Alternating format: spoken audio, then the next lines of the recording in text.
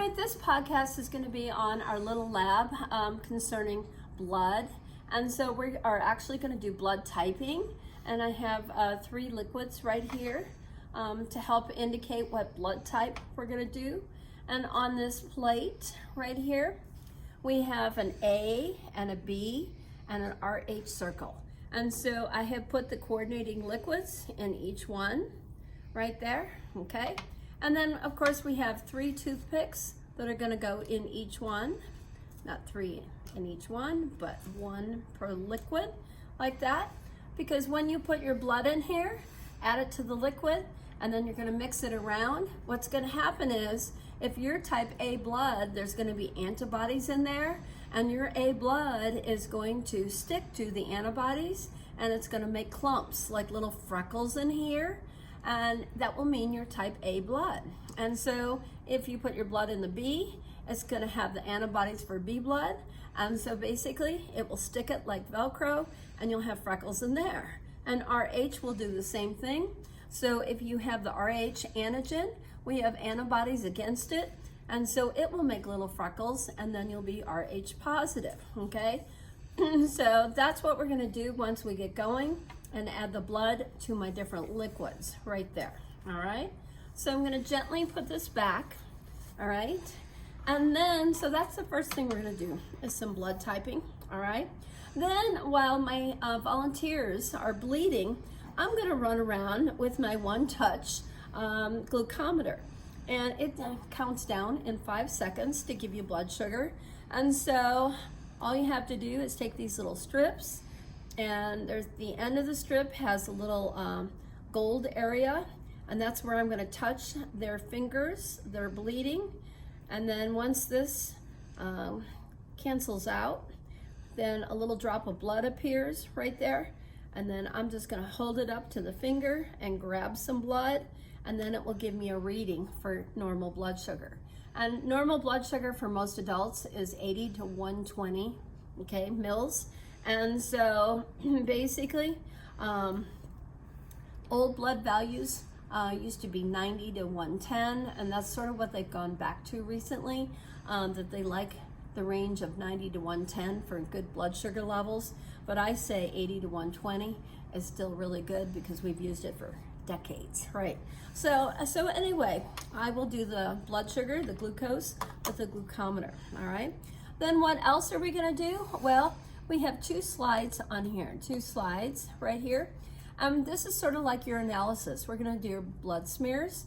And so what they're gonna do is, and I'm gonna have all the girls write their names, name or initials on here, and then you're gonna flip it over because we're gonna put a drop of blood on here, and you're gonna use the other one to do the smear. 1, 2, 3, and then drop it and leave it, okay? So that's gonna be for looking at the blood cells. So why don't you all go ahead and do that real quick. Put your initials on your bottom of your one slide, just one slide, whatever you wanna write so you can identify it, because it's gonna get sort of purple, and then flip it over right there, perfect. All right, so now we have another tube right here, and it's a very thin tube with a black line on the top. I don't know if we can see that. And so this is a heparinized. There's heparin in the inside wall of this microcapillary tube. And so it will keep it from clotting. Once you get the blood sucked up in here, it will not clot. And then eventually what's gonna happen is we are actually gonna put this in my microcentrifuge that I'll show you a little bit later. We're gonna put this in there, and it's gonna spin it for 5 minutes, and your blood will separate into like the blood cells and the plasma. And so this is used for the hematocrit test. It tells you the percentage of cells versus the percentage of plasma, okay? And so right there. So that's the hematocrit tube. So I'm just gonna leave it right here. And so now we're gonna get ready to actually start this lab. And we have alcohol swabs right here. And you can pick a finger, all right? Pick a finger. We actually do not poke you, right? You're gonna do your own. I guess Tim could poke you, but anyway, these are called lancets, little lancets. And all you have to do is take off the end right here, and then that's sterile right there, and it's just like a little needle. And so you're gonna make a poke. So what's gonna happen is you can pick finger or digit number 3 or 4. Those are the best. If you want to, you can do 2, but 3 and 4 are a little bit better. And what you do is you wanna sort of milk it down, and you wanna hold your hand more down. So every time you hold your hand up like this, your blood's gonna go slower. And so you wanna milk it down. Some people go like this. They like to swing their arm, and then they milk it, and then they put a little puncture in there, and then they start bleeding. So here's what you need to do when you start bleeding. The very first thing is you wanna put a drop of blood over your initials, and then you wanna go 1, 2, 3, and leave it, okay? It has to air dry. The second thing, get some more blood right here, and you don't want to put it by the black line. You want to just get some more blood, and you want to touch it to the blood, and it sucks it right up. How much blood do I need in your hematocrit tube? About a third. About a third is good, okay? So if you're a good bleeder, more is fine, but you don't have to fill that whole tube, okay? And then just set it down and wait. Leave it alone.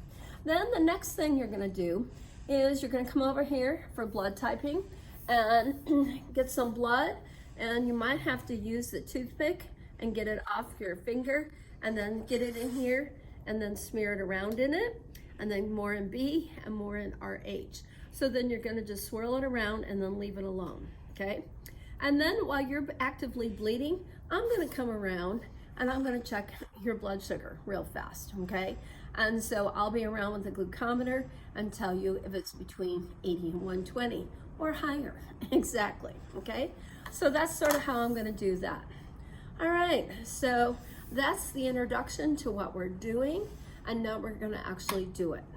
Now we're gonna take the hematocrit microcapillary tube right here, and you can see some blood in there. And so now we have to cap it. We have to put caps on the ends, and they're gonna be made out of clay. This is just a clay pad, thick clay pad. And what you're gonna do is, you're going to see the blood end right there. You are going to slowly insert it into the clay, and then you have to use 2 fingers, and you have to slowly twirl it around, and I mean slowly, and you're gonna cap that end. Very slow, because you will break it, all right? So I'm gonna make 1 clay cap at this end, and I don't know if you can see it, but it's sort of a yellowy color down there.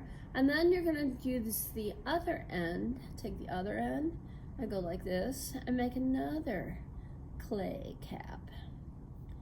And so the other 2 students can start capping yours. So very slowly, and you could put a little more in there for me on both ends. And so that's what they're doing. They're gonna twist very slowly into the clay.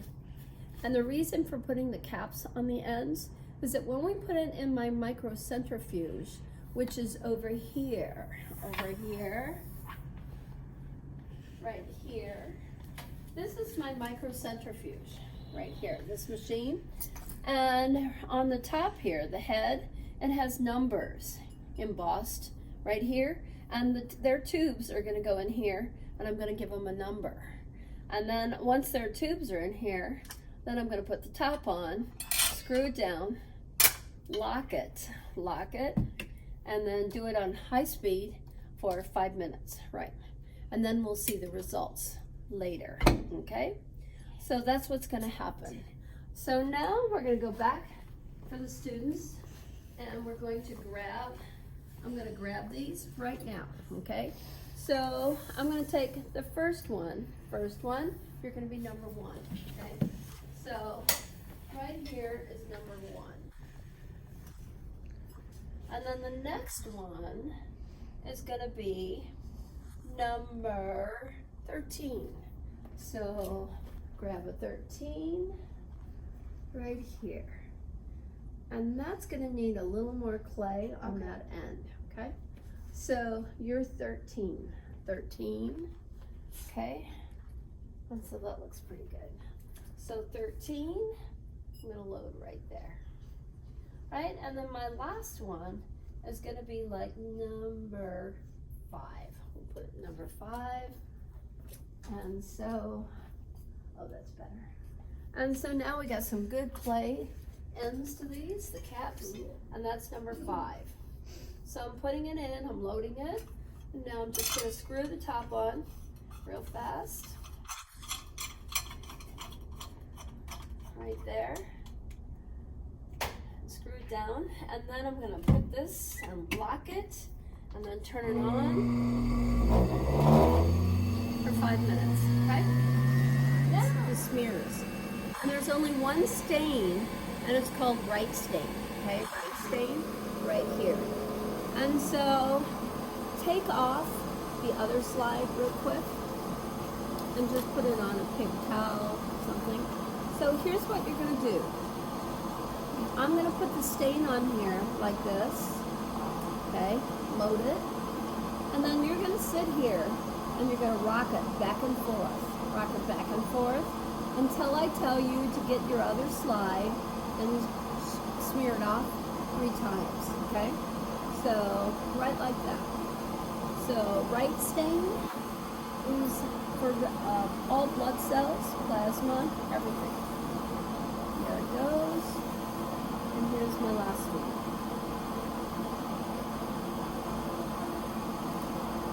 Okay.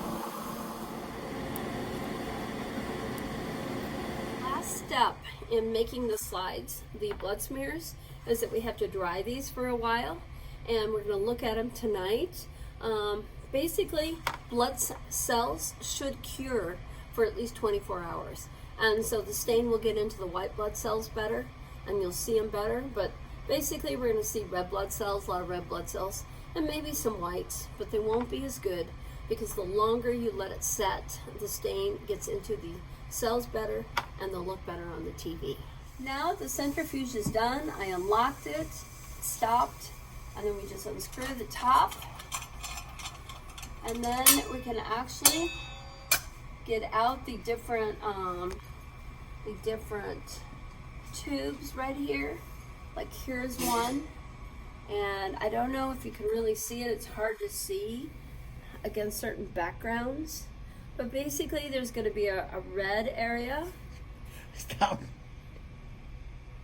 Okay, stop. All right, now I'm going to pick up the last hematocrit tube from the centrifuge here, and then put it on a white paper towel so that maybe you can see what it divides into.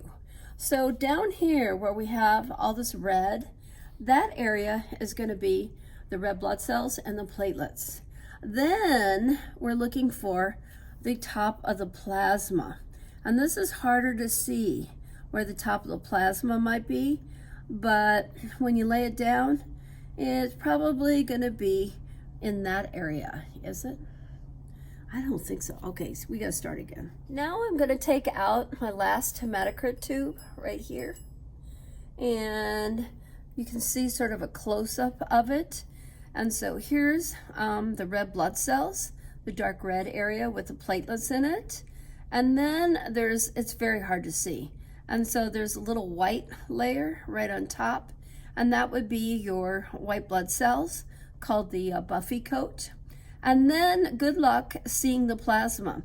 This person's plasma goes all the way up here, and there's a little line right there before the plug. And that is all plasma. So for a hematocrit test, we're looking at the percentage of cells to plasma.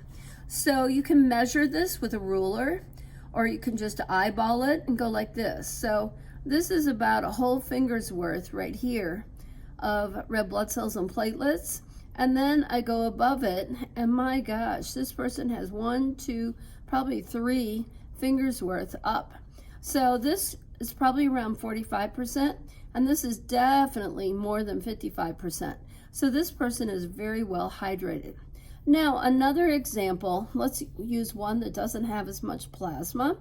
And so I'm looking at the other ones here, And so this one's not bad. So this second one, you can definitely see there's not as much blood. And so that doesn't mean they're out of balance, but I'd say about one little finger's worth of blood cells.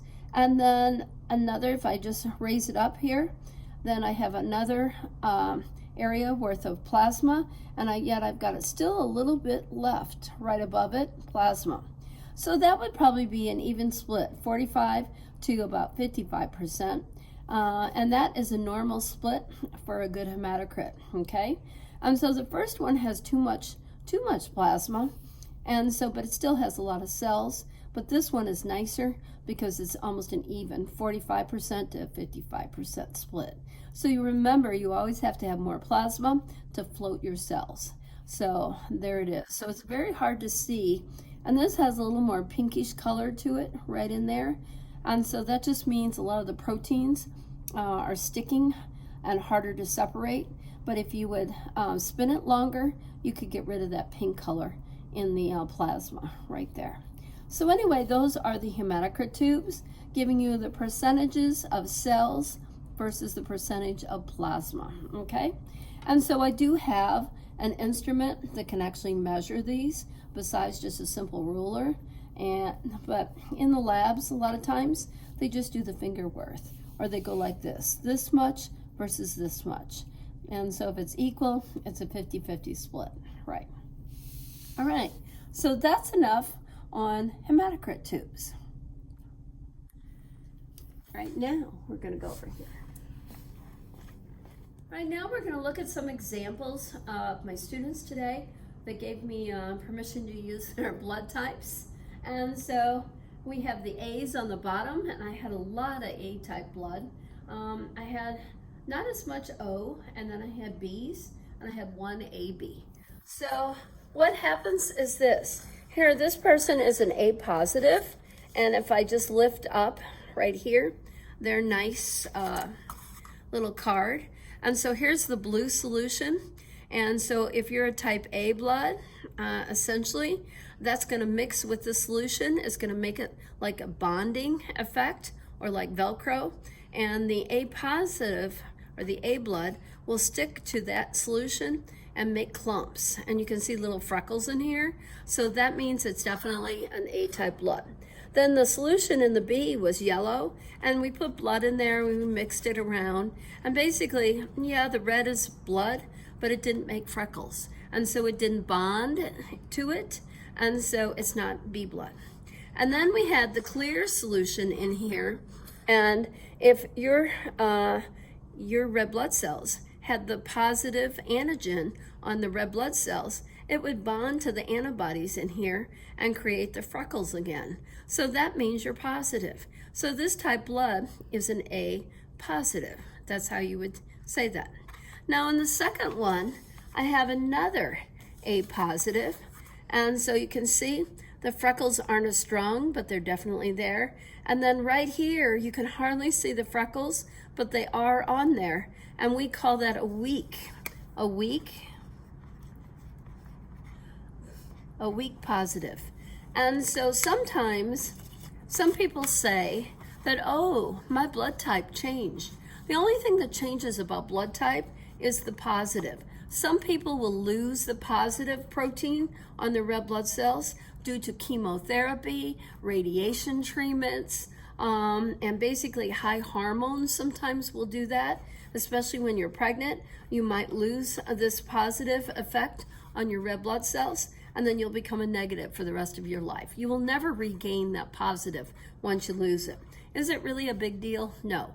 Only the time it becomes a big deal is when you're pregnant, right? So anyway, this is an A positive, but the positive is a weak reaction, much harder to see the freckles than the first one. You can compare that, right? So this is a stronger reaction for Rh positive. Then my next one is another weak one. And so here's another A positive, but it's weak, definitely weak right here. And so hard to see the freckles, but they are there. Exactly, and there's nothing in the B, so A positive. And my next one's another A positive, but look at the nice freckles. And these aren't bad, but I'd say this is another weak one right here, okay? And so a weak reaction, but it would still be called A positive. And then my last one has nice freckles here, right here, nice freckling, but none in the B and none in the RH, right? Those are actually not freckles. That's just clumped blood, and it's just from sticking to the paper. So this would be an A negative right there, okay? An A neg. So that's the reaction there. All right, now, after that, I have 3 O types right here, 3 O types. And the first one is there's nothing in here but blood in solution. But look at the nice clumping pattern in the O positive. So if you have nothing, no clumps in A or B, you're an O. And then we've got the positives, reactions here. And so you're an O positive, right? Then the next one is another O positive. And this person had a lot of blood, definitely. A lot of blood right here. No clumps, that's mainly just blood. And then look at the nice clumping pattern in this O positive right down there. And my last one is another. And so there's no clumping in here or here. And so, but we do have some weak clumping in this one. And so it's very weak, but we do have a few freckles in there, okay? And so that would be it. And so it's a weak reaction to that O positive, okay? And so that would be it. Stop. All right, now we're gonna look at B type blood. So this first one's a B positive. You'll notice there's nothing in the A, nice clumps in the B, and really nice clumps in the RH circle right here. So B positive, nice reaction. Now, the next one is a B negative. We have nothing in the A, we've got clumps in the B, so it's B type blood, and nothing, very smooth and nothing in the RH, so that would be B negative, okay? All right, now our last one is a rare type of blood, more rare. Fewer people have this worldwide than any type of blood, and it's AB, okay, AB. And this person in class had AB positive. So here's my clumps here, and the B, and then the RH has nice clumping. So this is a great reaction for AB positive. So that's the end of blood typing.